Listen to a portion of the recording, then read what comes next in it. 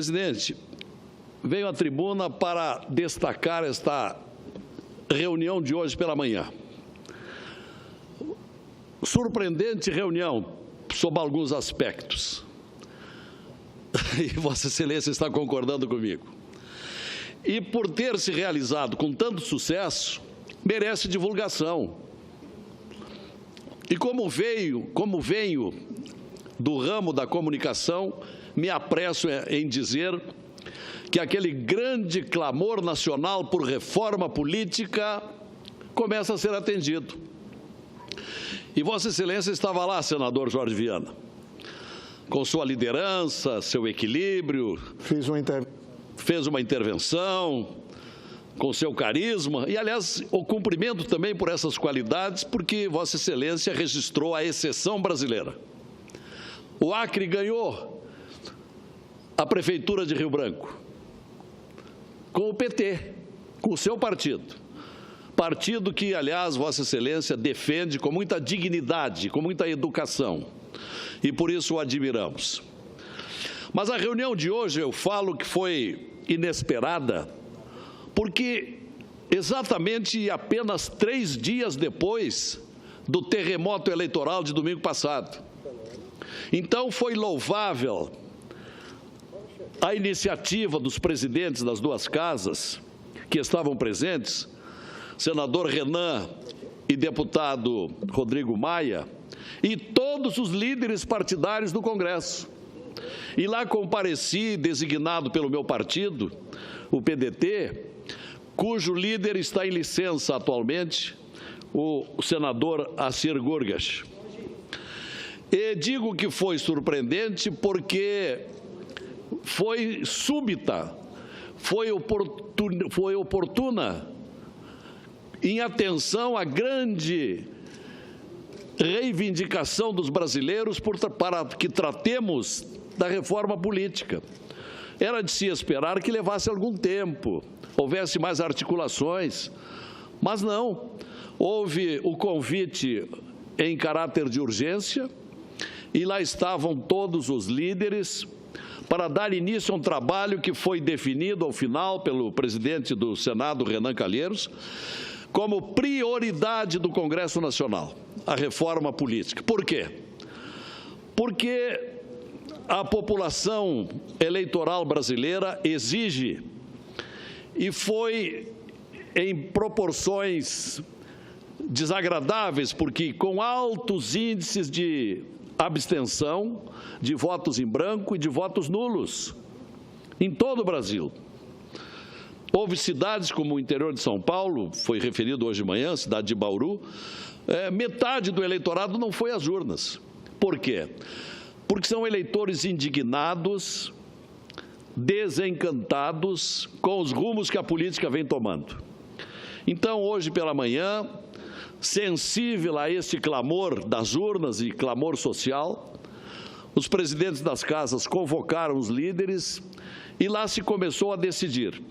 Por exemplo, no dia 9 de novembro, haverá já uma sessão do Senado para decidir ao menos sobre 3 itens primordiais lançados para discussão, quais sejam a criação da cláusula de barreira, cláusula de desempenho, também chamada, o fim das coligações proporcionais e a criação da federação dos partidos.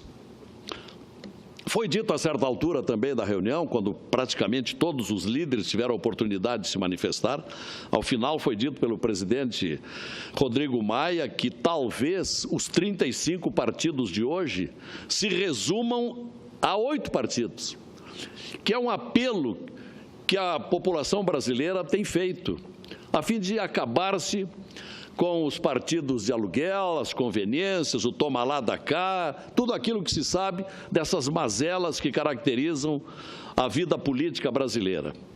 Então, com a criação, por exemplo, da federação de partidos, os partidos que têm afinidade ideológica, se integrarão numa federação e poderão enfrentar as eleições e sem se descaracterizarem e sem extinguirem os seus partidos de origem. Com relação às coligações proporcionais, isto vai também evitar esse associativismo negativo que tem havido para as eleições. Então, senhor presidente Jorge Viana, eu estou aqui para dizer aos brasileiros que assistem à TV Senado e que ouvem a Rádio Senado que o processo da reforma política está começando mais cedo do que se imaginava. E com o ineditismo ou uma raridade, qual seja, os dois presidentes das casas lado a lado, em sintonia, em comum acordo.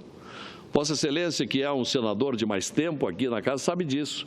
Nem sempre estão nesta sincronia os dois presidentes. E desta vez mostraram que estão dispostos. O Senado vai passar a discutir logo em seguida, daqui a poucos dias, logo depois da eleição de segundo turno, aqueles itens aqui mencionados.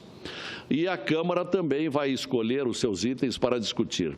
Com isto, nós teremos já um encaminhamento de mudanças talvez profundas, porque lá adiante virão outros itens. Houve uma grande centralização do debate hoje pela manhã, com o qual eu contestei. Eu acho que não é hora para discutir de novo financiamento de campanha. Isso é uma matéria delicada, árida e antipática ao eleitorado brasileiro.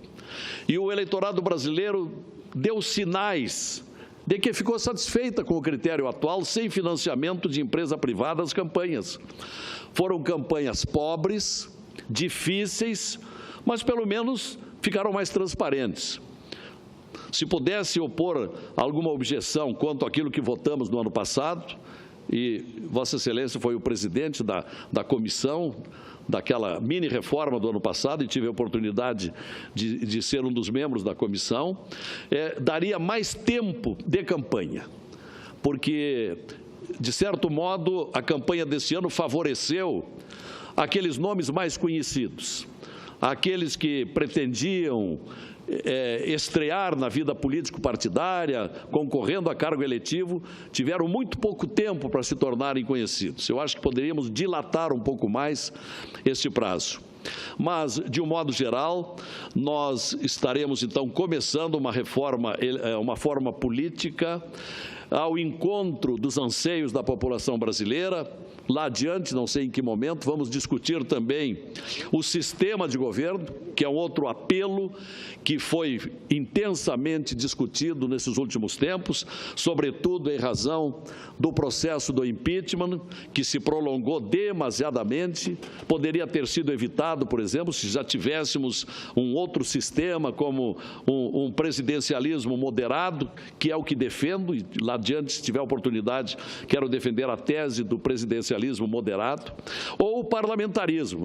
Não precisaríamos ter passado por aquele drama que vivemos durante longo tempo, com prejuízos a matérias legislativas tão importantes. E o financiamento de campanha, que, como estava dizendo aqui, já em conclusão, o financiamento de campanha, a meu juízo, presidente, não deve ser retomado por hora. Há outras prioridades. Se nós estamos atendendo a um apelo do eleitorado brasileiro que quer mudanças, devemos, em primeiro lugar, atender o apelo desta sociedade brasileira, não os nossos interesses. E financiamento de campanha é coisa que diz respeito imediatamente, principalmente, em primeiro lugar, a nós, concorrentes. Então, isso pode ficar para depois. O ano que vem é muito longo, haverá tempo para isso.